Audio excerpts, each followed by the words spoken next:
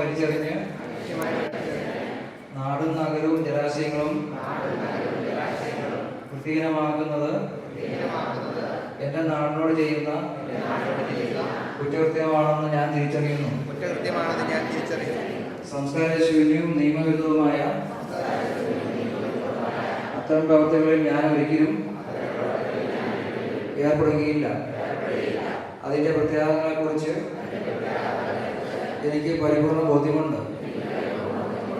അതിനാൽ ചെറുതോ വലുതായ ഒരു പാഴ്വസ്തുവും ഞാൻ വലിച്ചെറിയില്ല. നിരവധി പ്ലാസ്റ്റിക് വസ്തുക്കളൊന്നും ഉപയോഗിക്കുമില്ല. ശുചിത്വത്തിനായി കൈക്കൊള്ളുന്ന എല്ലാ നടപടികളും ഞാൻ പൂർണ്ണമായും സഹകരിക്കും. മാലിന്യമുക്ത നവകേരളത്തിനായുള്ള ജനകീയ ക്യാമ്പയിനിൽ ഞാനും ആത്മാർത്ഥമായി പ്രവർത്തിക്കുമെന്ന് പ്രതിജ്ഞ ചെയ്യുന്നു. നമുക്കറിയാം, ഇന്നൊരു സ്പെഷ്യൽ ഗ്രാമസഭ ഇങ്ങനെ നടത്തേണ്ടി വന്നതിൻ്റെ കാര്യങ്ങളൊക്കെ പത്രദ്വാരയും കൂടാതെ എല്ലാ വാർഡിലും എല്ലാ മെമ്പർമാർ മുഖേനയും ഗ്രൂപ്പുകളിലുമൊക്കെ നിങ്ങളെല്ലാവരും അറിഞ്ഞു കാണും. നമുക്കറിയാം, 2013 നമ്മുടെ പൂഞ്ഞാർ തെക്കേക്കര വില്ലേജ് ഉൾപ്പെടെ 7 വില്ലേജുകളെ പരിസ്ഥിതി ലോല പ്രദേശങ്ങളായി കേന്ദ്ര മന്ത്രാലയം പ്രഖ്യാപിച്ചപ്പോൾ അന്ന് നമ്മൾ ഇതുപോലെ ജനകീയ സമരങ്ങളിൽ പങ്കുകൊണ്ടവരാണ് ഇവിടെ ഇരിക്കുന്ന എല്ലാവരും. നമ്മുടെ പൂഞ്ഞാറിലും ഈരാറ്റുപേട്ടയിലുമൊക്കെ ജനസഞ്ചയങ്ങൾ ചേർന്നുകൊണ്ട് നമ്മളൊരു മാസ് മെമ്മോറാണ്ടം തയ്യാറാക്കി കേന്ദ്ര മന്ത്രാലയത്തിന് അയക്കുകയും അതിനുശേഷം നമ്മളെ അതിൽ നിന്നും ESIയിൽ നിന്നും മാറ്റി എന്നൊക്കെയുള്ള അറിയിപ്പ് വരികയും ചെയ്തു. എന്നാൽ ഇപ്പോൾ വീണ്ടും 2024 ജൂലൈ 31 വന്ന വിജ്ഞാപനത്തിൽ, കേന്ദ്ര മന്ത്രാലയത്തിൻ്റെ വിജ്ഞാപനത്തിൽ പൂഞ്ഞാർ തെക്കേക്കര വില്ലേജും ഉൾപ്പെട്ടതായിട്ടാണ് നമുക്ക് മനസ്സിലാക്കാൻ കഴിഞ്ഞിരിക്കുന്നത്. നമ്മൾ ഈ 2016 വരെ പൂഞ്ഞാർ തെക്കേക്കര വില്ലേജ് ആയിരുന്നു. അതുകൊണ്ട് നമ്മളും പൂഞ്ഞാർ ഇപ്പോൾ വില്ലേജ് ആണെങ്കിലും പൂഞ്ഞാർ വില്ലേജിലാണ് ഉൾപ്പെട്ടിരിക്കുന്നതെങ്കിലും 2016 വരെ പൂഞ്ഞാർ തെക്കേക്കര വില്ലേജിൽ ഉൾപ്പെട്ടിരുന്നതായതുകൊണ്ട് നമ്മളും അതിൻ്റെ പരിധിയിൽ വരാം. അതുകൊണ്ട് വീണ്ടും നമ്മളൊരു മാസ് മെമ്മോറാണ്ടം തയ്യാറാക്കി കേന്ദ്ര സർക്കാരിന് അയക്കാൻ നമ്മുടെ ജനാവലി, പൗരജനാവലി, പൂഞ്ഞാർ പഞ്ചായത്തിൻ്റെ ഉൾപ്പെടുന്ന പൗരജനാവലി തീരുമാനിച്ചിരിക്കുകയാണ്. അതിന് പ്രകാരമാണ് നമ്മളിങ്ങനെ നിങ്ങളെല്ലാവരെയും വിളിച്ചു കൂട്ടിയിരിക്കുന്നത്. മുൻപോട്ട് കാര്യങ്ങൾ നമുക്ക് വേണ്ടി ചെയ്തുകൊണ്ടിരിക്കുന്ന പൂഞ്ഞാർ ഗ്രാമപഞ്ചായത്തിൻ്റെ ബഹുമാനിയായ പ്രസിഡന്റിന് നിങ്ങളുടെ ഏവരുടെയും പേരിൽ സ്വാഗതം ആശംസിക്കുന്നു. നമ്മുടെ ഇതിൽ സംസാരിക്കുന്ന പൂഞ്ഞാർ ഗ്രാമപഞ്ചായത്തിൻ്റെ വൈസ് പ്രസിഡന്റ് തോമസ് കുട്ടിച്ചേട്ടൻ 9ാം വാർഡിൻ്റെ ബഹുമാനിയനായ മെമ്പറുമാണ്. അദ്ദേഹത്തെ നിങ്ങളുടെ ഏവരുടെയും പേരിൽ സ്വാഗതം ആശംസിക്കുന്നു. നമ്മുടെ സെക്രട്ടറി നമ്മുടെ ഈ മീറ്റിങ്ങിൽ പങ്കെടുത്തുകൊണ്ട് നമ്മുടെ കാര്യങ്ങളൊക്കെ അറിയിക്കുവാൻ വേണ്ടി ഇവിടെ എന്നിരിക്കുന്ന സെക്രട്ടറി ഉണ്ട്. സെക്രട്ടറി പുതിയ ആളാണ്, കഴിഞ്ഞ ദിവസമാണ് ചാർജ് എടുത്തത്, സുരേഷ് സാമുവൽ. അദ്ദേഹത്തെ നിങ്ങളുടെ ഏവരുടെയും പേരിൽ സ്വാഗതം ആശംസിക്കുന്നു. വിവിധ രാഷ്ട്രീയ പാർട്ടി പ്രതിനിധികളുണ്ട്. രമേശ് ചേട്ടനുണ്ട്, രമേശ് ബി വെട്ടിമറ്റം. അദ്ദേഹത്തെ ഞാൻ പരിചയപ്പെടുത്തേണ്ട കാര്യമില്ല. വർഷങ്ങളായി പൂഞ്ഞാർ ഗ്രാമപഞ്ചായത്തിൻ്റെ ഒരു ചെറിയ ചലനങ്ങൾ പോലും മനസ്സിലാക്കിക്കൊണ്ട് ഓരോ ഭാഗത്തെയും അതുപോലെ ഈ കാര്യങ്ങൾക്കൊക്കെ വേണ്ടി നന്നായിട്ട് പഠിച്ചൊരുങ്ങി നമ്മളോട് പറയുവാൻ എത്തിയിരിക്കുന്ന ശ്രീ രമേശ് ബി വെട്ടിമറ്റം അവരുടെ നിങ്ങളുടെ ഏവരുടെയും പേരിൽ സ്വാഗതം ആശംസിക്കുന്നു.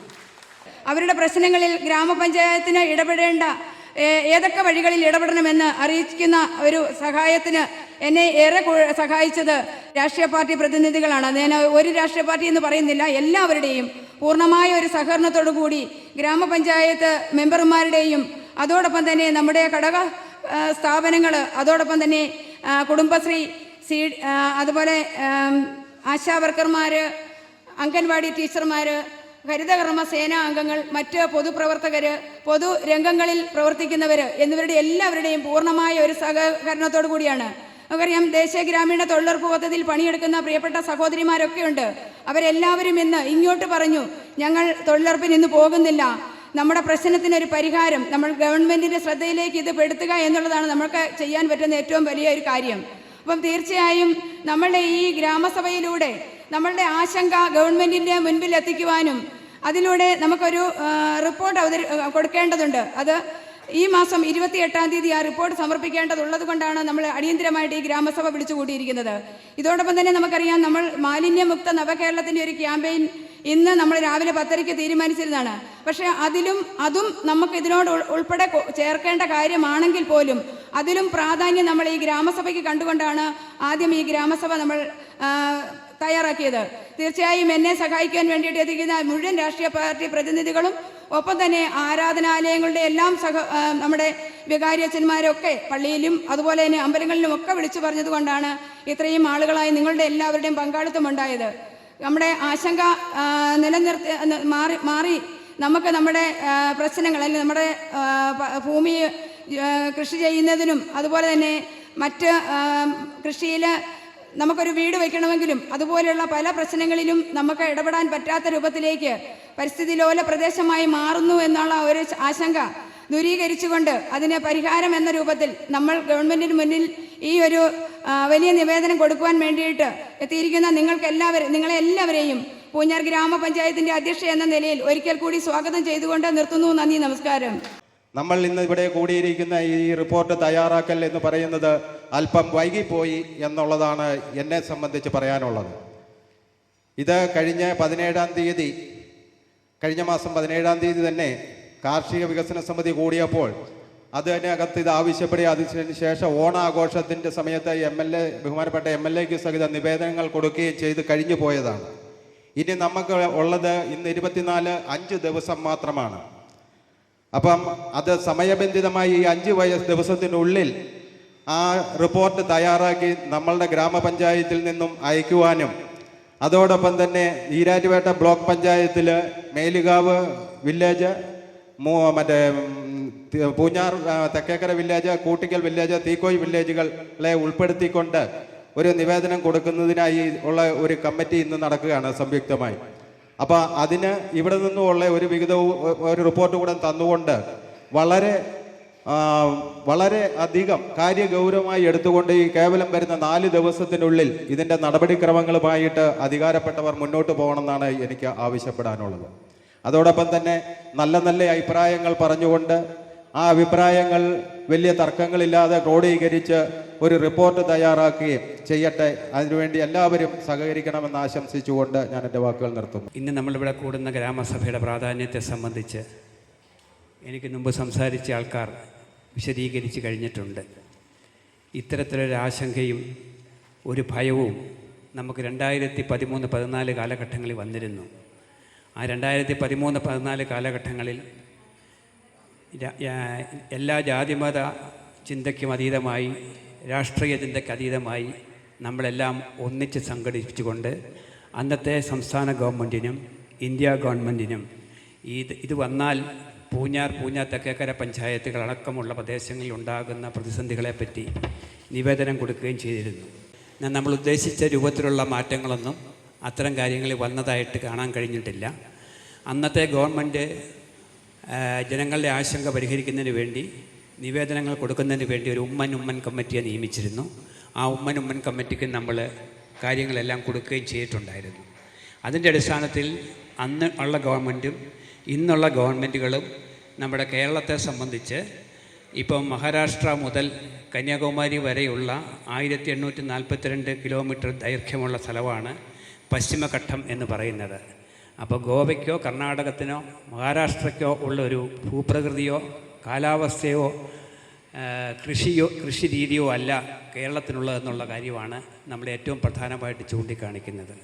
കേരളത്തിലെ ഓരോ കിലോമീറ്റർ ചുറ്റളവിലും ഇഷ്ടംപോലെ ആൾക്കാർ തിങ്ങി താമസിക്കുകയാണ്. എന്നാൽ മറ്റുള്ള സംസ്ഥാനങ്ങളിൽ 10-12 കിലോമീറ്റർ ദൂരെയായിരിക്കും ആൾക്കാർ താമസിക്കുന്നത്. അവർക്ക് ഈ കാര്യത്തിൽ നമുക്കുണ്ടാകുന്ന അത്രയും പ്രയാസങ്ങൾ നേരിട്ട് വരുന്നില്ല. അതുകൊണ്ടാണ് കേരളത്തിൽ നിന്ന് മാത്രമാണ് ഇത് സംബന്ധിച്ച് കൂടുതൽ പരാതികളും ഒക്കെ കൊണ്ടുപോയിക്കൊണ്ടിരിക്കുന്നത്. ഇന്നിത് പറയാൻ കാരണം, ഇന്ന് രാവിലെ ഒരു വാട്സാപ്പ് സന്ദേശത്തിൽ കണ്ടിരുന്നു, ഗോവയ്ക്കും കർണാടകത്തിനും മഹാരാഷ്ട്രയ്ക്കും ഇല്ലാത്ത പ്രയാസം എന്താ കേരളത്തിലുള്ളത്, അതുകൊണ്ട് ഇത് വേണം എന്ന് വാദിക്കുന്ന കുറേ ആൾക്കാരുമുണ്ട്. നമ്മളെ സംബന്ധിച്ചോളം, സംസ്ഥാന ഗവൺമെൻറ്റിനെ സംബന്ധിച്ചോളം ഒക്കെ നമ്മൾ ആവശ്യപ്പെടുന്നത് പരിസ്ഥിതി ലോലപ്രദേശം എന്നുള്ള കസ്തൂരിരംഗൻ റിപ്പോർട്ട് നടപ്പാക്കുന്ന കാര്യത്തിൽ നമുക്കാർക്കും അഭിപ്രായ വ്യത്യാസങ്ങളൊന്നുമില്ല. പക്ഷേ അത് ജനവാസ മേഖലയെ പൂർണ്ണമായിട്ട് ഒഴിവാക്കണം. കസ്തൂരിരംഗൻ റിപ്പോർട്ടിൽ പറയുന്ന 21 മാനദണ്ഡങ്ങളുണ്ട്. ആ 21 മാനദണ്ഡങ്ങളിൽ ഒരു മാനദണ്ഡം പോലും നമ്മുടെ പൂഞ്ഞാർ തെക്കേക്കര വില്ലേജിൽ ബാധകമല്ല. അതാണ് നമ്മളെ ഏറ്റവും പ്രധാനമായിട്ട് ചൂണ്ടിക്കാണിക്കുന്നത്. നമുക്കിവിടെ വരാവുന്നത് നിക്ഷിപ്ത വനഭൂമിയാണ്. ഒരു ബ്ലോക്ക് നമ്പറിലോ ഒരു സർവേ നമ്പറിലോ പോലും പൂഞ്ഞാർ തെക്കേക്കര വില്ലേജിൽ നിക്ഷിപ്ത വനഭൂമിയില്ല. അതുപോലെ തന്നെ പുൽമേടുകളെ സംബന്ധിച്ച് പറയുന്നുണ്ട്. നമുക്കൊരു ഒരു ഇഞ്ച് പോലും പുൽമേടുകളുമില്ല. അങ്ങനെ 21 കൂട്ടം കാര്യങ്ങൾ പരിസ്ഥിതി ലോലത്തിന് വേണ്ടി പറയുന്ന ഒരു കാര്യവും നമുക്ക് ബാധകമല്ല എന്ന് ഗവൺമെൻറ്റിനെയും നമ്മുടെ ഗ്രീൻ ട്രൈബ്യൂണലിനെയും ബോധ്യപ്പെടുത്തുന്നതിന് വേണ്ടിയുള്ള സ്പെഷ്യൽ ഗ്രാമസഭാ യോഗമാണ് വളരെ അടിയന്തരമായി പൂഞ്ഞാർ ഗ്രാമപഞ്ചായത്ത് ഇവിടെ വിളിച്ചു കൂട്ടിയിരിക്കുന്നത്. വളരെ ഷോർട്ട് നോട്ടീസിൽ ഇത്രയും പേർ പങ്കെടുത്തതിലുള്ള സന്തോഷം രേഖപ്പെടുത്തുകയാണ്. ഞാൻ ഇതിൻ്റെ പ്രയാസങ്ങളെ സംബന്ധിച്ചോ ഇതെന്താണെന്നുള്ളതിനെ സംബന്ധിച്ചോ ഇവിടെ കൂടിയിരിക്കുന്ന ആർക്കും സംശയങ്ങളൊന്നുമില്ല. നമ്മുടെ ഈ ഗ്രാമസഭയുടെ പ്രധാനപ്പെട്ട ഉദ്ദേശം ഈ 28-ാം തീയതി നമ്മുടെ കേന്ദ്ര പരിസ്ഥിതി വനം കാലാവസ്ഥാ വ്യതിയാന മന്ത്രാലയത്തിന് മുമ്പാകെ ഒരു പരാതി സമർപ്പിക്കണം. നമ്മുടെ ഈ ഗ്രാമസഭയുടേതായ ഒരു പരാതി നമുക്ക് സമർപ്പിക്കണം. ആ പരാതി സമർപ്പിക്കുന്നത് ഇന്നത്തെ ഗ്രാമസഭ അംഗീകരിച്ച് കൊടുക്കുന്ന ഒരു പ്രമേയം അംഗീകരിക്കുക എന്നുള്ളതാണ് ഈ ഗ്രാമസഭയുടെ മുഖ്യമായ അജണ്ട. ആ പ്രമേയത്തിൽ പറയുന്ന കാര്യങ്ങളൊന്ന് സൂചിപ്പിച്ചു പോവുകയാണ്. നാളെ വൈകുന്നേരം അത് സബ്ജക്റ്റ് എക്സ്പെർട്ട് കമ്മിറ്റിയുമായി ബന്ധപ്പെട്ടുകൊണ്ട് അത് ഇംഗ്ലീഷിലാക്കി ബ്ലോക്ക് പഞ്ചായത്തിനും കൊടുക്കും. അതോടൊപ്പം തന്നെ കേന്ദ്ര വനം കാലാവസ്ഥാ വ്യതിയാന മന്ത്രാലയത്തിനും നമ്മൾ കൊടുക്കും. അതിനുള്ള സംവിധാനങ്ങൾ ഒരുങ്ങിക്കൊണ്ടിരിക്കുകയാണ്. പ്രധാനമായിട്ടും നമ്മൾ ഉദ്ദേശിക്കുന്നത് 23/9/2024 കേരള സംസ്ഥാനത്തിലെ കോട്ടയം ജില്ലയിലെ പൂഞ്ഞാർ ഗ്രാമപഞ്ചായത്ത് പരിസ്ഥിതി വനം കാലാവസ്ഥാ വ്യതിയാന മന്ത്രാലയത്തിന് മുമ്പാകെ സമർപ്പിക്കുന്ന അപ്പീൽ. അപേക്ഷകൻ പൂഞ്ഞാർ ഗ്രാമപഞ്ചായത്ത്, കോട്ടയം ജില്ല, കേരള സംസ്ഥാനം. വിഷയം പശ്ചിമഘട്ട പരിസ്ഥിതി ലോല പ്രഖ്യാപനം 2024 ജൂലൈ 30 വിജ്ഞാപനം. വിഷയ വസ്തുതകൾ 2024 ജൂലൈ 31 വിജ്ഞാപനത്തിൽ പൂഞ്ഞാർ ഗ്രാമപഞ്ചായത്തിലെ ESI ബഫർ സോൺ ലിസ്റ്റിൽ ഉൾപ്പെടുത്തിയത് കേരള സംസ്ഥാനത്തിൻ്റെ തൽസ്ഥിതി പ്രകാരം പാരിസ്ഥിതികമായി തെറ്റായ നടപടിയായി പഞ്ചായത്ത് സമിതികൾ, ജൈവ വൈവിധ്യ സമിതികൾ, ഫീൽഡ് തല സമിതികൾ, ഗ്രാമസഭകൾ എന്നിവ നിരാകരിക്കുകയും പഞ്ചായത്ത് അപ്പീൽ നൽകാൻ ആവശ്യപ്പെടുകയും ചെയ്തു. ഇത് മുൻനിർത്തി ഈ അപ്പീൽ സമർപ്പിക്കുകയാണ്. ഇതിൻ്റെ അടിസ്ഥാനത്തിൽ താഴെ പറയുന്ന കാര്യങ്ങൾ പരിഗണിക്കണമെന്ന് താൽപ്പര്യപ്പെടുന്നു. പൂഞ്ഞാർ ഗ്രാമപഞ്ചായത്ത് കോട്ടയം ജില്ലയിലെ കിഴക്ക് ഭാഗത്ത് സ്ഥിതി ചെയ്യുന്ന ഒരു തദ്ദേശ സ്വയംഭരണ സ്ഥാപനമാണ്. പൂഞ്ഞാർ ഗ്രാമപഞ്ചായത്ത് പൂർണ്ണമായും കൃഷിയും കൃഷി വിഭവങ്ങളുമുള്ള സാംസ്കാരികമായി വളരെ ഉന്നതി നിൽക്കുന്ന പ്രദേശമാണ്. ഈ ഗ്രാമപഞ്ചായത്തിൽ നിക്ഷിപ്ത വനഭൂമിയില്ല. ഈ പഞ്ചായത്ത് പ്രദേശം കസ്തൂരി രംഗൻ്റെ high level working group committee നിജപ്പെടുത്തിയ മാനദണ്ഡ പ്രകാരം പൂഞ്ഞാർ പ്രദേശത്തിൻ്റെ അതിർത്തികൾ പ്രകൃതിദത്ത കാഴ്ചപ്പാടോ പാരിസ്ഥിതിക സംരക്ഷിത പ്രദേശമോ ഇല്ല. ഹൈ ലെവൽ വർക്കിംഗ് ഗ്രൂപ്പ് റിപ്പോർട്ടിൻ്റെ അടിസ്ഥാനത്തിൽ 156-57 പേജുകൾ പ്രകാരം ഒരു ഗ്രാമം ESI ആയി തിരഞ്ഞെടുക്കപ്പെടുന്നതിനുള്ള മാനദണ്ഡങ്ങൾ താഴെ പറയുന്നവയാണ്. ഏറ്റവും ഉയർന്ന ജൈവ സമൃദ്ധിയുള്ള കുറഞ്ഞ മധ്യഘടന ഉള്ള പ്രദേശങ്ങൾ ESI അടങ്ങിയിട്ടുണ്ട്. എന്നാൽ ചതുരശ്ര കിലോമീറ്ററിൽ 100 പേരിൽ കുറഞ്ഞ പ്രദേശങ്ങൾ മാത്രമാണ് ESI ആയി അടങ്ങിയിട്ടുള്ളത്. അതുപോലെ തന്നെ ഗ്രാമത്തിൻ്റെ ഭൂമിശാസ്ത്ര പ്രദേശത്തേക്കാൾ ESIയുടെ അനുപാതം അടിസ്ഥാനമാക്കി ഗ്രാമങ്ങൾ ESI ആയി തിരഞ്ഞെടുത്തു. 20% ESI അനുപാതം ഗ്രാമങ്ങളെ ESI ആയി അടയാളപ്പെടുത്തുന്നതിനുള്ള പരിധിയായി ഉപയോഗിച്ചിരിക്കുന്നു. സംരക്ഷിത പ്രദേശം, വേൾഡ് ഹെറിറ്റേജ് എന്നിവയിൽ പാരിസ്ഥിതിക ലോല മേഖലകൾ ഉൾപ്പെടുന്നത്. പൂഞ്ഞാർ ഗ്രാമപഞ്ചായത്തിൽ ഒരു ഗ്രാമതല വിദഗ്ധ സമിതി ഫീൽഡ് പരിശോധനയ്ക്കായി കേരള സർക്കാർ ഉത്തരവിൻ്റെ അടിസ്ഥാനത്തിൽ 188/2013 ഡേറ്റഡ് 20/12/2013 പ്രകാരം രൂപീകരിക്കപ്പെട്ടു. ഇതിൽ അംഗങ്ങളായ പൂഞ്ഞാർ ഗ്രാമപഞ്ചായത്ത് പ്രസിഡന്റ്, സെക്രട്ടറി, ഗ്രാമപഞ്ചായത്ത് ഉൾപ്പെടുന്ന വില്ലേജ് ഓഫീസർമാർ, എലിമേരി ഫോറസ്റ്റ് റേഞ്ച് ഓഫീസർ, ഗ്രാമപഞ്ചായത്ത് കാർഷിക വികസന ഓഫീസർ എന്നിവർ അംഗങ്ങളായിരുന്നു. പഞ്ചായത്തിലെ വിദഗ്ധ സമിതി പൂഞ്ഞാറിൽ നടത്തിയ ഫീൽഡ് പരിശോധനയിൽ ഗ്രാമപഞ്ചായത്തിൻ്റെ പാരിസ്ഥിതിക സംരക്ഷിത പ്രദേശം അല്ലെങ്കിൽ ESI ഇല്ല എന്ന് കണ്ടെത്തി. എന്നാൽ ഇതിൽ നിന്ന് വിരുദ്ധമായി പുതിയ റിപ്പോർട്ടിൽ പൂഞ്ഞാർ ഗ്രാമപഞ്ചായത്തിൽ പാരിസ്ഥിതിക ലോല പ്രദേശം ഉള്ളതായി നിർദ്ദേശിച്ചിരിക്കുകയാണ്. പൂഞ്ഞാർ ഗ്രാമപഞ്ചായത്തിൻ്റെ പാരിസ്ഥിതിക ലോല പ്രദേശത്തിന് ഉമ്മൻ കമ്മിറ്റി റിപ്പോർട്ടിൻ്റെ അടിസ്ഥാനത്തിൽ പൂഞ്ഞാർ ഗ്രാമപഞ്ചായത്ത് പ്രദേശത്തെ പരിസ്ഥിതി ലോല മേഖലയിൽ ഉൾപ്പെട്ടിരുന്നില്ല. ഈ റിപ്പോർട്ട് കേരളത്തിൽ 13/108 ചതുരശ്ര കിലോമീറ്റർ 13,100 ചതുരശ്ര കിലോമീറ്റർ 123 വില്ലേജുകളിലായി രേഖപ്പെടുത്തിയതിൽ 9,993.7 ചതുരശ്ര കിലോമീറ്റർ ഉമ്മൻ കമ്മിറ്റി റിപ്പോർട്ട് പ്രകാരം ഒഴിവാക്കപ്പെട്ടതാണ്. ഇതിൽ നിന്നും വ്യത്യസ്തമായ റിപ്പോർട്ടാണ് 2024 സമർപ്പിക്കപ്പെട്ടുള്ളത്. ആയതിനാൽ ഉമ്മൻ കമ്മിറ്റി റിപ്പോർട്ടിൻ്റെ എതിരായി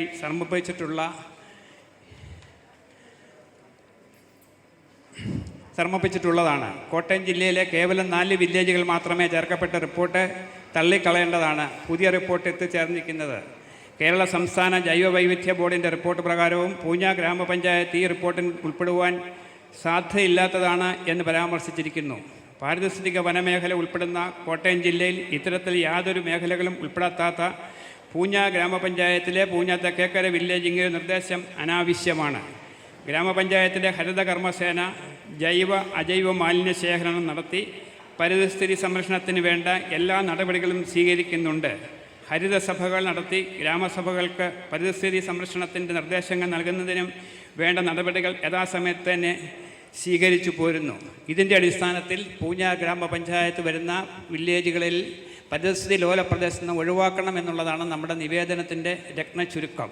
ഇതാണ് നമ്മൾ 28-ന് മുമ്പായിട്ട് നമ്മുടെ കേന്ദ്ര പരിസ്ഥിതി വനം മന്ത്രാലയത്തിന് കൊടുക്കുന്ന നിവേദനത്തിൻ്റെ ഒരു കരട് നിങ്ങളുടെ മുമ്പിൽ വെക്കുവാനുള്ളത്. ആ കരട് ലിസ്റ്റ് ഇന്ന് അംഗീകരിച്ച് നമ്മൾ റിപ്പോർട്ടുമായിട്ട് മുന്നോട്ട് പോകുക എന്നുള്ളതാണ് എനിക്ക് സൂചിപ്പിക്കാനുള്ളത്. ഇവിടെ ലിസമ്മ സെബാസ്റ്റ്യൻ സൂചിപ്പിച്ചതുപോലെ തന്നെ 2013 ആദ്യത്തെ റിപ്പോർട്ട് വരുമ്പോൾ പൂഞ്ഞ ഗ്രാമപഞ്ചായത്തിലെ 1-ാം വാർഡ് മുതൽ 7 തൊട്ട് 13-ാം വാർഡ് വരെയുള്ള പ്രദേശം പൂഞ്ഞാർ തെക്കേക്കര വില്ലേജ് ആയിരുന്നു. ഇപ്രാവശ്യം 2024 കഡസ്ട്രിയൽ മാപ്പ് എടുത്ത് പരിശോധിച്ചപ്പം അതിനകത്ത് ബ്ലോക്ക് നമ്പരോ സർവേ നമ്പരോ പറയുന്നില്ല, വില്ലേജ് മാത്രമേ പറയുന്നുള്ളൂ. ചിലപ്പോൾ നമ്മൾ അതിൻ്റെ പരിധിയിലും വരാൻ സാധ്യതയുണ്ട്. അതുകൊണ്ട് നമ്മൾ 2 തരത്തിലാണ് ഈ നിവേദനത്തെ കാണുന്നത്. ഒന്ന്, അങ്ങനെ വന്നാലുള്ള ഒരു എതിർപ്പ്. 2, പൂഞ്ഞാർ തെക്കേക്കര വില്ലേജ് വരുമ്പോൾ നമ്മൾ പൂഞ്ഞാർ തെക്കേക്കര വില്ലേജിലെ 1-ാമത്തെ ബഫർ സോണായിട്ട് വരും. 1-ാമത്തെ ബഫർ സോൺ വരുമ്പോൾ പരിസ്ഥിതി ലോല പ്രദേശത്തിനുള്ള അതേ അതേ നിയന്ത്രണങ്ങളായിരിക്കും ഇങ്ങനെയുള്ള പ്രദേശത്തും വരാൻ സാധ്യത. അതുകൊണ്ട് ഈ 2 കാര്യങ്ങളും ചൂണ്ടിക്കാണിച്ചുകൊണ്ടുള്ള നിവേദനം കൊടുക്കുന്നതിന് വേണ്ടി കൂടിയ ഗ്രാമസഭയാണ് ഇപ്പോൾ ഇവിടെ നടക്കുന്നത്. ഇതാണ് എനിക്ക് നിങ്ങളുടെ അടുത്ത് ഈ വിഷയവുമായി ബന്ധപ്പെട്ട് സൂചിപ്പിക്കാനുള്ള കാര്യങ്ങൾ.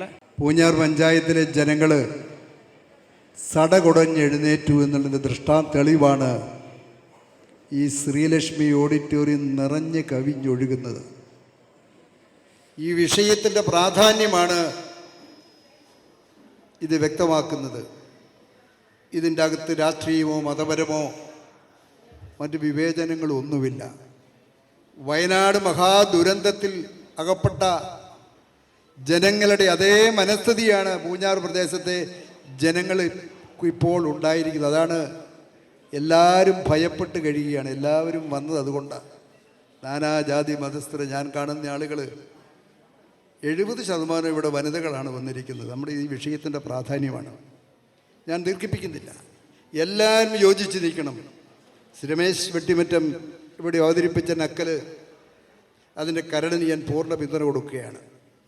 2013 മുമ്പ് ഞങ്ങളൊരു എക്സർസൈസ് നടത്തിയതാണ്. അന്ന് ഈ സബ്ജക്റ്റ് എക്സ്പേർട്ട് എന്ന് പറഞ്ഞ തയ്യൽ പാപ്പൻചേട്ടൻ്റെ മകൻ ചാർലി എഞ്ചിനീയർ, ഞാനും തീക്കോയിലെ ഇപ്പോഴത്തെ പഞ്ചായത്ത് പ്രസിഡന്റ് ജെയിംസും കൂടിയാണ് കണ്ടെത്തിയത്.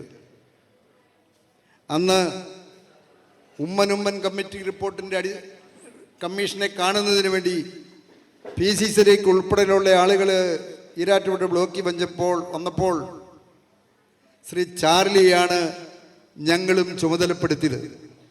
അപ്പം ചാർലിയെ ചുമതലപ്പെടുത്തിയതിന് ഈ കമ്മിറ്റിയോടും ഈ പഞ്ചായത്തിനോടും പ്രത്യേകം നന്ദിയുണ്ട്. കാരണം സബ്ജക്റ്റ് പഠിച്ച ഏകയാളാണ്.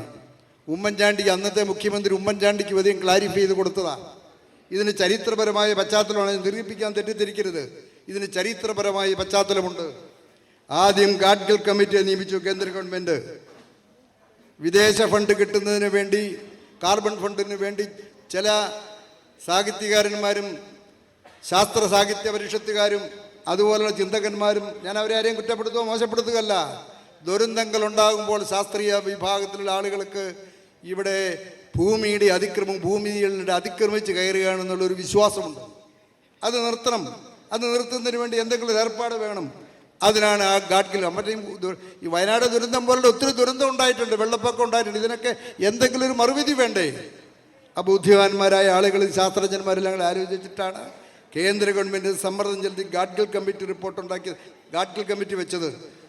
ഗാഡ്ഗിൽ കമ്മിറ്റി 1,90,000 ചതുരശ്ര മൈൽ രമേശോട് സൂചിപ്പിച്ചാൽ 6 സംസ്ഥാനങ്ങളിൽ രൂപീകരിച്ച് കിടക്കുന്ന ഈ പശ്ചിമഘട്ടത്തെ മുഴുവൻ അങ്ങ് വെച്ചു. അപ്പോൾ അതിൻ്റെ ഗ്രാവിറ്റി കൂടിയിട്ട് കേന്ദ്ര ഗവൺമെൻറ്, അന്നത്തെ കേന്ദ്ര ഗവൺമെൻറ് കസ്തൂരി രംഗൻ കമ്മിറ്റി വെച്ചു.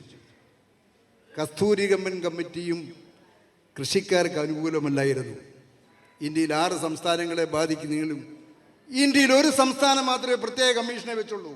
അതാണ് ഉമ്മൻ കമ്മീഷൻ. ഡൈവേഴ്സിറ്റി ബോർഡ് ചെയർമാനായി ഉമ്മനെയും PC സരീഖിനെയും രാജശേഖരൻ ഉൾപ്പെടെയുള്ള വിദഗ്ധന്മാരെ വെച്ചുകൊണ്ട് ശ്രീ ഉമ്മൻചാണ്ടി അന്ന് കമ്മീഷനെ വെച്ചു. കേരളത്തിലെ ജനങ്ങളുടെ ജനവാസ യോഗ്യമായ സ്ഥലങ്ങളുടെ പരിസ്ഥിതി ലോലപ്രതിനിധിയും ഒഴിവാക്കുന്നതിന് വേണ്ടി അദ്ദേഹം വെച്ച കമ്മീഷനാണത്. കേന്ദ്രത്തിലെ 2 ഗവൺമെൻറ്റുകൾ, UPA ഗവൺമെൻറ്, NDA ഗവൺമെൻറ്റും പറഞ്ഞു ഒരു സംസ്ഥാനവും ഇതിനെപ്പറ്റി പഠിക്കാൻ ഒരു കമ്മീഷനെ വെച്ചില്ല. അതാണ് രമേശോട് സൂചിപ്പിച്ചത്. ഒരു സംസ്ഥാനവും കമ്മീഷനെ വെച്ചിട്ടില്ല. കർണാടകം വെച്ചിട്ടില്ല, തമിഴ്നാട് വെച്ചിട്ടില്ല, ആന്ധ്ര വെച്ചിട്ടില്ല, ഗോവ വെച്ചിട്ടില്ല, മഹാരാഷ്ട്ര വെച്ചിട്ടില്ല, ഗുജറാത്ത് വെച്ചിട്ടില്ല. കേരളത്തിൽ ഒറ്റ ഗവൺമെൻറ് മാത്രമേ കമ്മീഷനെ വെച്ചിട്ടുള്ളൂ. എന്തിനാ വെച്ചത്? പാവപ്പെട്ട കൃഷിക്കാർക്ക് കൃഷി ചെയ്യാനുള്ള അവകാശം നിലനിർത്തണം. ഒഴിവാക്കാൻ പറ്റത്തില്ല. ഇപ്പം കണ്ടില്ലേ, ആനയും കടുവയും എല്ലാം ഇങ്ങനെ കയറിക്കൊണ്ടിരിക്കുകയല്ലേ. ചേനാട് ഒട്ലാങ്ക ജോസൻ്റെ വീടിൻ്റെ അപ്പുറത്ത് വരെയും കടുവ വന്നെന്ന് പറയുന്നുണ്ട്. പന്നി കൊണ്ട് സ്ഥിരമുണ്ട്. ഞാൻ വരിക. അപ്പോൾ വനമേഖലയായെന്ന് വന്നാൽ ഇത് വലിയ അപകടമാണ്. ഞാൻ കർഷക സംഘടനകളിൽ ഇതിൻ്റെ തിരിച്ചറിവുണ്ടായി. ബഹുമാനപ്പെട്ട മൂശാരിപുരമുള്ള അപ്പച്ചൻ്റെ നേതൃത്വത്തിലുള്ള കർഷകരുടെ സംഘടന പൂഞ്ഞാറ് തെക്കേക്കര ഓഫീസിൻ്റെ മുമ്പിൽ ഒരു 1 ഡേ സത്യാഗ്രഹം വരുന്നു. പ്രശ്നം അവതരിപ്പിച്ചു. ജനങ്ങളുടെ മുമ്പിൽ, മാധ്യമങ്ങളുടെ മുമ്പിൽ, രാഷ്ട്രീയ പാർട്ടിയുടെ മുമ്പിൽ, ഗവൺമെൻറ്റിൻ്റെ മുമ്പിൽ ഈ വിഷയം അവതരിപ്പിച്ചു. പഞ്ചായത്ത് ശ്രദ്ധിച്ചു. പൂഞ്ഞാർ തെക്കേക്കര പഞ്ചായത്ത് നാളെ കമ്മിറ്റി കൂടുക. പൂഞ്ഞാർ പഞ്ചായത്ത് ഇന്ന് കൂടുക. ഈ ജനങ്ങളുടെ വിഷയം ബഫർ സോൺ ഒരു വിഷയമാണ്. ഇവിടെ സൂചിപ്പിച്ചതല്ലേ, ബഫർ സോൺ ഒരു വിഷയമാണ്. പൂഞ്ഞാർ പഞ്ചായത്ത് ഉണ്ടോ, പൂഞ്ഞാർ വില്ലേജ് ഉണ്ടോ ഇല്ലയോ എന്നുള്ള സംശയമാണ്.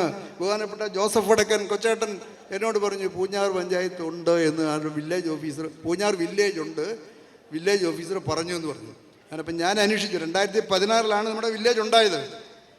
പൂഞ്ഞാർ വില്ലേജ് ഉണ്ടായത് 2016. പൂഞ്ഞാർ തെക്കേക്കര പഞ്ചായത്തിലുണ്ടായിരുന്ന അതേ പ്രദേശങ്ങൾ ഉൾപ്പെടുത്തിയാണ് പൂഞ്ഞാർ വില്ലേജ് ഉണ്ടായത്. അതിന് മാപ്പും അതിന് സ്കെച്ചും എല്ലാം ഉണ്ട്. അതിപ്പോൾ മാറ്റണമെന്ന് നിർബന്ധമൊന്നുമില്ല. ചിലപ്പോൾ പേരിന് വേണ്ടി മാറ്റിക്കേണ്ടിയാലും ആ പ്രദേശം വേണേൽ ഉൾപ്പെടാം. ഇനി അഥവാ ഉൾപ്പെട്ടില്ലെങ്കിലും ബഫർ സോൺ ഉണ്ട്. അരുവിത്രപ്പള്ളി വിആർഎച്ചിന് ഇവിടെ ഇന്നലെ ഞായറാഴ്ച കുർബാനയ്ക്ക് ശേഷം പറഞ്ഞു അരുവിത്ര പള്ളി വരെയും വരും ബഫർ സോൺ വന്ന് അരുവിത്ര പള്ളി വരെയും വരും ബഫർ സോൺ എന്ന് അദ്ദേഹം പ്രസംഗത്തിൽ ആദ്യ കുർബാനയ്ക്ക് പറഞ്ഞു. ജോൺസണോട് സാക്ഷിയാണ്, ജോൺസണോട് കേട്ടതാണ്. അപ്പം ഞാൻ ഇതിൻ്റെ ഗൗരവം മനസ്സിലാക്കി ആളുകൾ വളരെ ശ്രദ്ധിക്കുന്നുണ്ട്. ഞങ്ങൾ ബഹുമാനപ്പെട്ട പ്രസിഡൻറ്റിനോട് എനിക്കൊരു അഭ്യർത്ഥനയുണ്ട്. ഈ മുസ്ലിം പള്ളികളിൽ കൊണ്ട് നിങ്ങൾ ഈ അഭ്യർത്ഥന കൊടുക്കണം. പേട്ടയുടെ ഒരു ഭാഗത്ത് അരുവിത്ര വരുവാണെങ്കിൽ മറ്റു പ്രദേശങ്ങൾ വായിച്ചിട്ടില്ല, ഇത് കൊടുക്കണം. ഇത് ആളുകൾ അറിയണം, ഇതിന് തിരിച്ചറിവുണ്ടാകണം. മുസ്ലിങ്ങൾ വായിച്ചിട്ടില്ല. ഇന്നലെ എന്നോട് അവരാൾ പറഞ്ഞത് നിങ്ങൾ ശ്രദ്ധയിൽപ്പെടുത്തുകയാണ്. ഞാൻ മറ്റു കാര്യങ്ങളിലേക്കൊന്നും കിടക്കുന്നില്ല. ബഫർ സോൺ ഉണ്ടായാൽ എന്താ കുഴപ്പം, എന്താ കുഴപ്പമെന്ന് ചിലർ ചോദിച്ചേക്കും. ഇവിടെ ഒരു ക്ലിനിക്ക് ഉണ്ടാക്കാൻ പറ്റത്തില്ല. ഇവിടെ ഒരു ലാബറട്ടറി, രക്തം പരിശോധിക്കുന്ന ലാബറട്ടറി പറ്റത്തില്ല. ഇവിടെ ചെറിയ ആശുപത്രികൾ പറ്റത്തില്ല. 20,000 സ്ക്വയർ ഫീറ്റ് കൂടുതൽ കെട്ടിടങ്ങൾ പണിയത്തില്ല. എന്ന് പറഞ്ഞാൽ വികസന പ്രവർത്തനം മൊത്തം മുരടിക്കും. പുതിയ റോഡുകൾ വെട്ടത്തില്ല, പുതിയ ചാലുകൾ വെട്ടത്തില്ല, വാട്ടർ സപ്ലൈ സ്കീം പോലുള്ള പുതിയ വാട്ടർ സപ്ലൈ സ്കീം കൊണ്ടെത്തില്ല. അങ്ങനെ നിരവധി വിഷയങ്ങൾ ഇവിടെയുണ്ട്. ജനങ്ങളെ ബാധിക്കും. ആളുകളൊക്കെ ഒളിച്ചോടും. എറണാകുളത്തോട്ടോ ആലപ്പുഴയ്ക്കോ കോട്ടയത്തോട്ടൊക്കെ മാറിപ്പോവും. വിറ്റേച്ച് സ്ഥലം പോകും. ഇപ്പോൾ ആളുകൾ മാറുന്നുണ്ട്. അടിവാരത്തൊക്കെ ആളുകൾ മാറുന്നുണ്ട്. എന്നോട് ഇന്നലെ ഒരാൾ പറഞ്ഞു അടിവാരത്തുള്ള പലർക്കും കല്യാണം കഴിക്കാൻ പോലും നിവൃത്തിയില്ലാത്ത ആളുകളൊക്കെ അവിടെ നിന്ന് വിട്ടേച്ച് പോവുക. അങ്ങനെയൊക്കെയുള്ള വിഷയങ്ങളുണ്ട്. അതുകൊണ്ട് ഞാൻ ദീർഘിപ്പിക്കുന്നില്ല. കസ്തൂരിരംഗൻ റിപ്പോർട്ടിൻ്റെ അടിസ്ഥാനത്തിൽ പരിസ്ഥിതി ദുർബല മേഖലകളെ ആവാസ വ്യവസ്ഥയിലുള്ള കടന്നുകയറ്റങ്ങളും അതുമുതലുള്ള പ്രവർത്തനങ്ങളും ദുർബല മേഖലകളിലെ വികസനത്തിന് അത്യന്താപേക്ഷിതമായ മറ്റെല്ലാ അടിസ്ഥാന വികസന പ്രവർത്തനങ്ങൾ കർശനമായി നിയന്ത്രിക്കുന്നു. അതായത് നമുക്ക് ഒരു പ്രവർത്തനം നടത്താൻ പറ്റാത്ത ഒരു സാഹചര്യത്തിലേക്ക് നമ്മുടെ കർഷകരും നമ്മുടെ നാട്ടിലുള്ള ജനങ്ങളും മാറുന്നു എന്നുള്ളതാണ്. അതുപോലെ തന്നെ കസ്തൂരിരംഗൻ 2 175 പേജ് 109 പറയുന്ന ഇതാണ്: 20,000 ചതുരശ്ര മീറ്ററിനുള്ളിലുള്ള കെട്ടിടങ്ങൾ നിർമ്മാണ പ്രവർത്തനങ്ങളും അനുവദിക്കാൻ പാടില്ല. അപ്പം നമ്മുടെ ആശുപത്രികൾ പാടില്ല, സ്കൂളുകൾ പാടില്ല, ഭവനങ്ങൾ പാടില്ല. നമ്മുടെ പ്രവർത്തനങ്ങളിൽ 2 കിലോമീറ്റർ ടാറിങ് കഴിഞ്ഞാൽ പിന്നെ വികസന പ്രവർത്തനമാണ്. പിന്നീട് നമ്മൾ പഴയ കാളവണ്ടി യുഗത്തിലേക്ക് മാറേണ്ട ഒരു സാഹചര്യത്തിലേക്കാണ് ഇപ്പോൾ വരുന്നത്. അതുകൊണ്ട് 20,000 ചതുരശ്ര മീറ്ററിനുള്ളിലുള്ള യാതൊരു കെട്ടിടങ്ങളോ നിർമ്മാണ പ്രവർത്തനങ്ങളോ പാടില്ല എന്ന് പേജ് 109 കസ്തൂരിരംഗൻ റിപ്പോർട്ടിൽ പ്രത്യേകമായി പറഞ്ഞിട്ടുണ്ട്. അതുപോലെ തന്നെ എല്ലാ അടിസ്ഥാന വികസന പ്രവർത്തനങ്ങളും പദ്ധതികളും കേന്ദ്ര പരിസ്ഥിതി മന്ത്രാലയത്തിൻ്റെ EI വിജ്ഞാപനം അനുസരിച്ച് പരിസ്ഥിതി അംഗീകാരത്തിന് വിധേയമായിരിക്കണം. നമ്മുടെ ഏത് പ്രവർത്തനങ്ങളും പരിസ്ഥിതി മന്ത്രാലയത്തിൻ്റെ അംഗീകാരത്തിന് വിട്ടതിന് ശേഷം മാത്രമേ നമുക്ക് പ്രവർത്തനങ്ങൾ നടത്താൻ സാധിക്കുകയുള്ളൂ. 2 കാര്യങ്ങൾ എനിക്ക് ചോദിക്കാനുള്ളത്. ഒന്ന്, ഈ കേരള സർക്കാർ നമ്മുടെ ഈ പഞ്ചായത്തിൽ വരുന്ന, അല്ലെങ്കിൽ നമ്മുടെ കേരളത്തിൽ വരുന്ന പരിസ്ഥിതിയിലുള്ള പ്രദേശങ്ങളിൽ വരുന്ന മാറ്റങ്ങൾ വരുത്തേണ്ട കാര്യങ്ങളിൽ നമ്മൾ റിപ്പോർട്ട് കൊടുത്തിരുന്നു. എന്തൊക്കെ കാര്യങ്ങളാണ് നമ്മൾ നിർദ്ദേശിച്ചിരുന്നത്? ആ നിർദ്ദേശം അങ്ങനെ കൊടുത്തിട്ടുണ്ട് എങ്കിൽ അതൊന്ന് വായിച്ച് കേൾപ്പിക്കണം, ഇത്രയും ജനങ്ങളോട് കേൾക്കണം എന്നൊരു അഭിപ്രായം എനിക്കുണ്ട്. എൻ്റെ അറിവിൽ കൊടുത്തിട്ടില്ലെന്നാണ്. ഈ കഴിഞ്ഞ ദിവസങ്ങൾ വരെ കേരള സർക്കാരിനോട് പലതവണ ആവശ്യപ്പെട്ടിട്ടും കൊടുത്തിട്ടില്ലെന്നാണ് ഞാൻ അറിഞ്ഞത്. അത് തെറ്റാണെങ്കിൽ നിങ്ങളത് വായിച്ച് കേൾപ്പിച്ച് ഇവരോട് ബോധ്യപ്പെടുത്തണം. അതേപോലെ രണ്ടാമതൊരു കാര്യം, നമ്മുടെ പഞ്ചായത്തിൽ, ഈ പൂഞ്ഞാറ് പഞ്ചായത്തിൽ ഏതൊക്കെ ഭാഗത്താണ് നമ്മുടെ പരിസ്ഥിതിയിലുള്ള പ്രദേശം എന്ന് രേഖപ്പെടുത്തിയിട്ടുണ്ടെങ്കിൽ അതും നമ്മുടെ ജനങ്ങളെ അറിയിക്കണം. കാരണം നമ്മുടെ ജനങ്ങൾ എല്ലാവരും ഇപ്പോൾ പഞ്ചപ്പാറ താമസിക്കുന്ന എന്നെ സംബന്ധിച്ചിടത്തോളം പരിസ്ഥിതിയിലുള്ള പ്രദേശമാണെന്ന് ഞാൻ വിചാരിക്കുന്നില്ല. അപ്പോൾ ഈ ചേനാട് താമസിക്കുന്നുണ്ടാവും, മറ്റുള്ള സ്ഥലങ്ങളിലൊക്കെ താമസിക്കുന്ന ആൾക്കാർ, അവരെയൊക്കെ ആശങ്കപ്പെടുത്താതെ ഏതൊക്കെ ഭാഗമാണെന്ന് അവർക്ക് കൂടെ ഒരു കാഴ്ചപ്പാടുണ്ടാവട്ടെ, അത് കൊടുക്കണം എന്ന് ഞാൻ അഭ്യർത്ഥിക്കുന്നു. അതോടൊപ്പം ഒരു കാര്യം കൂടെ പറഞ്ഞോട്ടെ. നമ്മുടെ രമേശ് മുമ്പേ പറഞ്ഞൊരു വാചകം, ഒരു ഫേസ്ബുക്ക് പോസ്റ്റിൻ്റെ കാര്യം പറഞ്ഞു. അതായത് 2-3 സംസ്ഥാനങ്ങളുടെ പേര് പറഞ്ഞു. അതിൽ നിന്ന് കേരളത്തിന് എന്താ വ്യത്യാസമെന്ന്, കേരളത്തിൻ്റെ വ്യത്യാസം കൂടെ ഒന്ന് പറയാം എന്ന് ഞാൻ വിചാരിക്കുന്നു. കേരളത്തിൻ്റെ വ്യത്യാസം എന്താണെന്ന് ചോദിച്ചാൽ, 13 നമ്മുടെ കേരള സർക്കാർ, അതായത് അന്ന് ഉമ്മൻചാണ്ടി സർക്കാരായിരുന്നു, അദ്ദേഹമാണ് ഈ ഇതിന് അനുമതി കൊടുത്തുകൊണ്ട്, അതായത് അന്ന് വനപ്രദേശങ്ങളെ മാത്രം ഉൾപ്പെടുത്തിക്കൊണ്ട് നമുക്ക് അനുമതി കൊടുത്തു. കർശന കുറേ നിർദ്ദേശങ്ങളും വെച്ചു. അപ്പോൾ അതിനുശേഷം കേന്ദ്ര സർക്കാർ അന്ന് കോൺഗ്രസ് സർക്കാർ തന്നെയാണ് ഭരിക്കുന്നത്, കോൺഗ്രസ് സർക്കാർ അത് അംഗീകരിച്ചുകൊണ്ട് അതിനകത്ത് ഒരു വ്യവസ്ഥ കൂടെ വെച്ചു. അതായത് കേരള സർക്കാർ പറഞ്ഞിരിക്കുന്ന കാര്യങ്ങൾ മുഴുവൻ അംഗീകരിച്ചുകൊണ്ട് അതോടൊപ്പം തന്നെ അവർ കുറേ സ്ഥലങ്ങളും കൂടെ എക്സ്ട്രാ എടുത്തു. അതായത് വനപ്രദേശത്ത് നിന്ന് മാറി കുറേ ജനവാസ കേന്ദ്രങ്ങളും അതോടൊപ്പം അതിനോടനുബന്ധിച്ച് വരുന്ന കുറേ ഭാഗങ്ങൾ കൂടെ അതിനോടൊപ്പം എത്തി. പക്ഷേ ഈ കേരള സർക്കാർ വെച്ച ചില നിർദ്ദേശങ്ങൾ അതങ്ങനെ തന്നെ നിലനിന്നു. അതിൻ്റെ ഭവിഷ്യത്താണ് ഇപ്പം നമ്മൾ അനുഭവിക്കുന്നത്. കാരണം അത് മാറ്റാൻ വേണ്ടിയിട്ട് വീണ്ടും ഒരു നിർദ്ദേശങ്ങളോ കാര്യങ്ങളോ ഇതുവരെ എത്തിയിട്ടില്ല. അത് ഞാനും ജനവാസ മേഖലകളിൽ നിന്ന് മാറണമെന്ന് തന്നെയാണ് ആഗ്രഹിക്കുന്നത്. അതിന് വേണ്ടിയുള്ള എല്ലാ പിന്തുണയും ഞാൻ പ്രഖ്യാപിക്കുന്നുണ്ട്. നമ്മുടെ എല്ലാ വാർഡുകളിൽ നിന്നും കസ്തൂരിരംഗൻ റിപ്പോർട്ടിൻ്റെ ആശങ്ക ചെയ്യുവാൻ വേണ്ടി വളരെ ഗൗരവത്തോടെ എത്തിച്ചേർന്ന പ്രിയപ്പെട്ട ആളുകളെ, സഹോദരന്മാരെ ആദ്യമായി ഞാൻ അഭിനന്ദിക്കുകയാണ്. ഇവിടെ ചർച്ച ചെയ്യപ്പെട്ടതുപോലെ 2013 കേന്ദ്ര പരിസ്ഥിതി മന്ത്രാലയത്തിൻ്റെ വിജ്ഞാപനമനുസരിച്ച് കസ്തൂരിരംഗൻ റിപ്പോർട്ട് പ്രാബല്യത്തിലാക്കുവാനുള്ള വിജ്ഞാപനം വന്നപ്പോൾ നമ്മുടെ ഈ നാട്ടിലെ വലിയ തോതിലുള്ള പ്രതിഷേധമുണ്ടാകുകയും അന്ന് UDF ഗവൺമെൻറ്റിൻ്റെ ശ്രീ ഉമ്മൻചാണ്ടിയുടെ നേതൃത്വത്തിലുള്ള ഗവൺമെൻറ് ഈ സമരത്തെയും ഈ പ്രതിഷേധത്തെയും പരിഗണിച്ചുകൊണ്ട് ഉമ്മൻ കമ്മീഷനെ നിയോഗിച്ചുകൊണ്ട് ഈ നിയോഗിക്കപ്പെട്ട പഞ്ചായത്തുകളെ ഒഴിവാക്കാനുള്ള ശ്രമങ്ങൾ റിപ്പോർട്ടുകളിലായി അവതരിപ്പിച്ച് കേന്ദ്രത്തിന് സമർപ്പിച്ചുവെങ്കിലും ഇതൊന്നും പരിഗണിക്കാതെ നമ്മുടെ പ്രതിഷേധമൊന്നും ഫലവത്താകാതെ വരുന്ന രീതിയിലാണ് ഈ അടുത്ത ദിവസം ഇതിനെ സംബന്ധിച്ച വിജ്ഞാപനം പൂർണ്ണമായി പിന്നീട് വരികയും ഈ 29-ാം തീയതി ആക്ഷേപം സമർപ്പിക്കുവാനുള്ള അവസാന ദിവസമായി കരുതപ്പെടുകയും ചെയ്യുന്ന ഈ അവസരത്തിലാണ് നമ്മൾ ഇതുപോലൊരു സമ്മേളനം നടത്തിക്കൊണ്ട് നമ്മുടെ ആശയങ്ങൾ അറിയിക്കുന്നത്. നമുക്കറിയാം, ഈ അടുത്ത നാളുകളിൽ വയനാട്ടിലുണ്ടായ ദുരന്തം 3 ഗ്രാമങ്ങളെ ഒന്നിച്ചില്ലാതാക്കിയപ്പോൾ ഈ റിപ്പോർട്ടിൻ്റെ പ്രസക്തിയെപ്പറ്റി വലിയ തോതിലുള്ള ചർച്ചകളും അതുപോലെ തന്നെ സംവാദങ്ങളുമൊക്കെ നടന്ന് നമ്മൾ കണ്ടു. അപ്പോൾ തീർച്ചയായും ഗവൺമെൻറ് നടപ്പിലാക്കാനുള്ള ശ്രമങ്ങളുമായി മുന്നോട്ട് പോകുന്നൊരു സ്ഥിതിവിശേഷം നമ്മുടെ മുമ്പിൽ ഉണ്ട്. തീർച്ചയായും ഇതിനെ നമ്മൾ എതിർക്കേണ്ടതായിട്ടുണ്ട്. വർഷങ്ങളായി ഈ പ്രദേശത്ത് വസിക്കുന്ന ആളുകൾ കർഷകരാണ്. ഇവിടെ അധിവസിക്കുന്ന ആളുകൾ വലിയ തോതിലുള്ള ബുദ്ധിമുട്ടുകൾ അവർക്കുണ്ടാകുവാൻ ഇടവരുന്ന സ്ഥിതിവിശേഷത്തിലേക്ക് കാര്യങ്ങൾ നീങ്ങുമ്പോൾ അതിനെ കണ്ടില്ലെന്ന് നടിക്കുവാൻ ഇവിടുത്തെ രാഷ്ട്രീയ പാർട്ടികൾക്കും പ്രതിനിധികൾക്കൊന്നും കഴിയില്ല എന്നുള്ളത് കൊണ്ട് ഈ വലിയ പ്രതിഷേധം നമ്മുടെ കേന്ദ്ര ഗവൺമെൻറ്റിൽ അറിയിച്ചുകൊണ്ട് ഈ നിയുക്തമായിട്ടുള്ള നമ്മുടെ ഈ പ്രദേശങ്ങളെ ആ റിപ്പോർട്ടിൻ്റെ പരിധിയിൽ നിന്ന് മാറ്റിയെടുക്കുവാനുള്ള എല്ലാ ശ്രമങ്ങളും ഉണ്ടാകണം. അതിനുള്ള പിന്തുണ എല്ലാവരിൽ നിന്നും അഭ്യർത്ഥിക്കുന്നു. ബ്ലോക്ക് ബസ്റ്റർ ഓഫർ 5 കാറുകൾ, 100 ബൈക്കുകൾ, 100 പേർക്ക് ഇന്റർനാഷണൽ ട്രിപ്പ്, 100 പേർക്ക് റിസോർട്ട് വെക്കേഷൻ. ഓരോ ദിവസവും 1 ലക്ഷം വീതം ക്യാഷ് പ്രൈസും കൂടാതെ 15 കോടിയുടെ ഉറപ്പായ ഡിസ്കൗണ്ടുകളും സമ്മാനങ്ങളും. മൈ ജിയോണം മാസോണം season 2. Emerge eye and ENT hospital, private bus സ്റ്റാൻഡിന് സമീപം, Erattupetta. Rani rice and flavours. രുചിച്ചു തന്നെ അറിയണം ഈ പാരമ്പര്യത്തിന്റെ മേന്മ. ലിതൻസ്, അണമുറിയാത്ത ജലപ്രവാഹം. Pumps and motors, float switches, capacitors and valves. ലിതൻസ്.